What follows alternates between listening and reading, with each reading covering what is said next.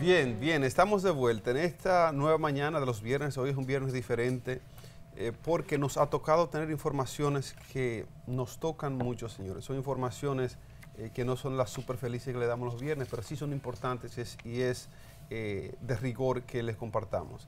Nosotros hemos estado dando seguimiento por los últimos días a este famoso incendio que ha ocurrido en el Canal 6, el Canal del Sol, una hermana planta televisora que tiene mucha historia en República Dominicana. Estos temas que han surgido sobre esto tienen que ver con la rigurosidad que se tiene a la hora de tener una planta televisora operando. Nosotros vamos a comentar un poco sobre estas imágenes. Bien, salió a través de un artículo publicado en uno de los periódicos de circulación nacional este conmovedor testimonio de uno de los sobrevivientes al incendio de Canal del Sol, Canal 6, Germán Rodríguez, quien está interno de gravedad por las quemaduras propias del suceso pues acontecido en esta planta televisora, y donde lamentablemente falleció su tío José del Carmen, es uno de los dos fallecidos de este siniestro. Dani pues comienza a hablar y a tratar sobre ese trauma que vivió dentro de uno de los cuartos del edificio del Canal del Sol, que recordamos que se incendió el pasado miércoles. Su tío José, de unos 77 años, le había pedido que le asistiera y le apoyara con unos temas de trabajos de pintura y soldadura que estaban desarrollando dentro del Canal del Sol, que es un inmueble de 3 niveles. No era la primera vez que él le colaboraba a su tío en este tipo de trabajos, ni tampoco que asistieran a la planta televisora. Entonces, cerca de las 2 de la tarde, estaban tanto José, Dani como Germán realizando las labores, y no se había dado cuenta de que había muchas personas en los estudios que están en el segundo nivel, porque él estaba pintando unos tubos metálicos dentro de uno de los cuartos. Entonces, luego, en una hora, se percata de que junto a José y a Germán, el edificio está totalmente en llamas, y es cuando él trata pues de salir del estudio donde se encontraban. Cuando él salió, se vio arropado por el fuego.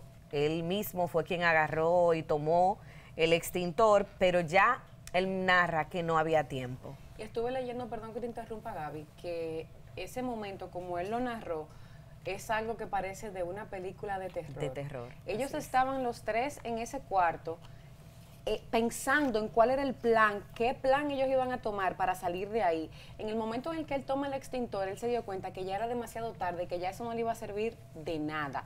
La puerta se había sellado por la presión del fuego que ya estaba fuera de ese cuarto donde ellos se encontraban. Y dijeron, bueno, no podemos abrir la puerta, ¿qué vamos a hacer? ¿Qué vamos a hacer? Hasta que vi que decía que Germán se dio cuenta que debajo de la puerta había un abiertico, como él lo llamó, y que por ahí él se tumba al suelo y trata con presión y con fuerza de abrir la puerta. Entonces, en el momento en que él abre la puerta, sale el oxígeno que había en esa habitación, y las dos personas que estaban ahí con él en el cuarto se quemaron, o sea, se quemaron mucho.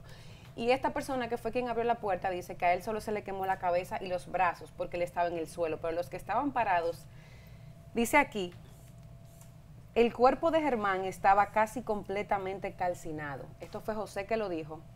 Y comentó José que cuando pudo finalmente lograr salir de esa pesadilla, señores, él llegó a su casa y como buen dominicano de remedios caseros, se untó su clara de huevo con vainilla, y después de tener su asunto fue para el médico. Eso, yo creo que esto es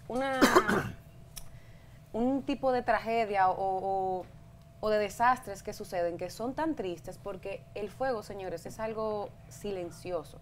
Es algo que Dios nos libre, podemos estar aquí, puede estar sucediendo algo y no nos damos cuenta, y usualmente eso siempre pasa. Cuando la gente viene a darse cuenta de lo que está pasando y viene a darse cuenta de que hay un fuego, es porque ya es una cosa muy grande.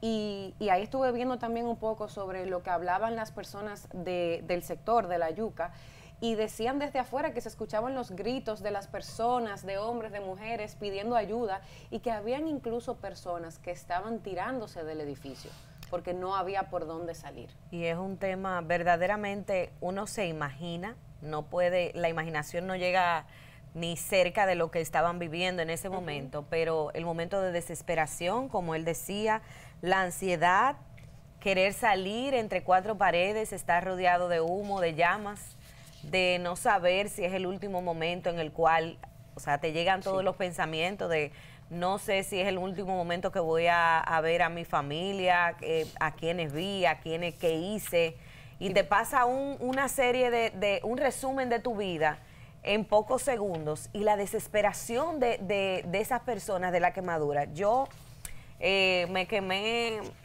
las piernas cuando tenía 5 años, y el dolor que se siente propio de las quemaduras, yo no me imagino una persona totalmente prendida en fuego, su cuerpo completo, el nivel de desesperación que vivieron, pero no solamente los que fallecieron, sino el que estaba cerca, quien da su testimonio también, de tener que vivir eso, de tener que recuperarse de las quemaduras que tienen en su cuerpo, pero también del impacto emocional, de recordar y psicológico, de recordar a su familiar en ese momento. Yo entiendo que va a pasar mucho tiempo hasta que él pueda recuperarse, tanto físicamente como psicológicamente de lo que él vivió.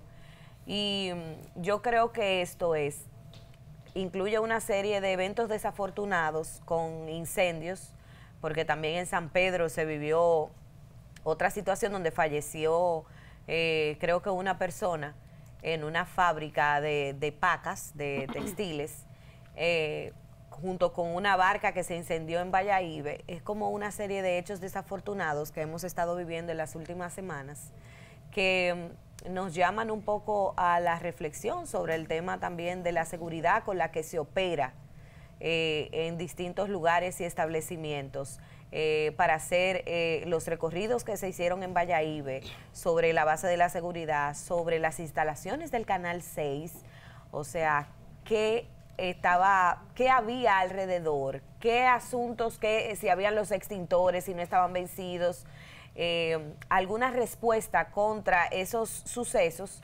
que hemos estado viendo en las informaciones en las últimas semanas. Yo tengo una pregunta. Dentro de esta información no he visto nada de bomberos. ¿Llegaron los bomberos en el momento o los bomberos llegaron después de que ya todo el desastre había sucedido? Te voy a dar un poco de datos sobre eso, Yamel, y a la audiencia que nos ve. Este tipo de eventos deben ponernos a nosotros a entender cuál es el real accionar que tienen que tener las autoridades cuando este tipo de cosas pasan. Nosotros, y les reitero, nosotros de sangre caliente, gente caribeña y gente que no somos tan planificadores como gente de otros países nórdicos, que la gente está más tranquilo, piensa más, organiza, planea. Nosotros tenemos mucho que mejorar, Yamel, Gabriel, audiencia que nos ve, en ese sentido. Los bomberos de nuestro país, ellos llegaron al evento, obviamente, pero ahí debió apersonarse a tiempo también el 911 para dar la requerida asistencia que había que tener. Sin embargo, hubo una dilación del 911, un 911 que reiteramos aquí, como lo dijimos el primer día que nos llegó esta información, un 911 que se ha visto deteriorado. El tema del 911 no están llegando a tiempo, no están haciendo las cosas como tienen que hacerlas. Wow. Pero independientemente de esto, hay un nivel de preparación y de capacitación que no existe al nivel que debe de existir en tema de los bomberos. Los equipos, la capacitación, la formación, la actualización de los equipos. Señores, los cuerpos de bomberos tienen anualmente y cada lustro, cada 5 años, cada 10 años, cada etapa tienen que hacer un tema de reajuste y de actualización de los equipos, de las bombas, de las mangueras, del equipo impermeable, del equipo antillamas. Todo eso se resuelve de manera cada periodo. Yo estoy casi seguro de que así no lo hacemos. Yo vengo de un pueblo que la guagüita de bomberos que había ahí estaba ahí desde que yo recuerdo, desde que mi padre recuerda, la misma guagüita. Wow. Entonces, está bien. Seamos agradecidos del hecho que aquí no ocurren tantos siniestros, que los terremotos pasan en el pedazo de Haití y aquí nos llegan, pero no podemos estar atentos a la fortuna, a la suerte o a la bendición, a la cobertura que Dios nos tiene. Hay que prepararse, como dice mi madre, hay que hacer sus diligencias, señores. No, y no por comparar, pero por ejemplo, si miramos hacia los Estados Unidos, o sea, sé que no es el mismo caso, somos países totalmente diferentes, pero señores, en Estados Unidos, la persona que quiere ser bombero, Es una persona que sabe que tiene que prepararse, que pasa por años de preparación, que eso es un trabajo bien pagado, que una persona puede vivir, no de que dignamente, no, que vive bien. Entonces, si tal vez nos tomamos eso mucho más en serio, al momento de que pase un desastre como este, es otra cosa lo que pasa con los bomberos. Yo había dicho aquí el primer día que oímos esta información que el bombero está en la lista del top 3 de los anhelos de los niños americanos. Astronauta, astronauta, médico y bombero. Señores, yo tengo un amigo en Estados Unidos que estudió, que fue a la universidad de una familia bien, y él es bombero. Y eso es un trabajo excelente y excelentemente pagado en Estados Unidos, que aquí eso es un trabajo que la gente lo toma tal vez porque no hay otra cosa. Y no debe ser así, porque eso es un trabajo demasiado importante. Sí. Yo quisiera, saltando un poco y Iván, respetando tu turno, llamar un poco para que se haga una campaña acorde a cada lugar donde nosotros desempeñamos las funciones, de cómo accionar, cómo actuar en caso de incendio, dónde se encuentran los extintores, cuál es la salida más cercana, que se coloquen los detectores de humo en las instalaciones.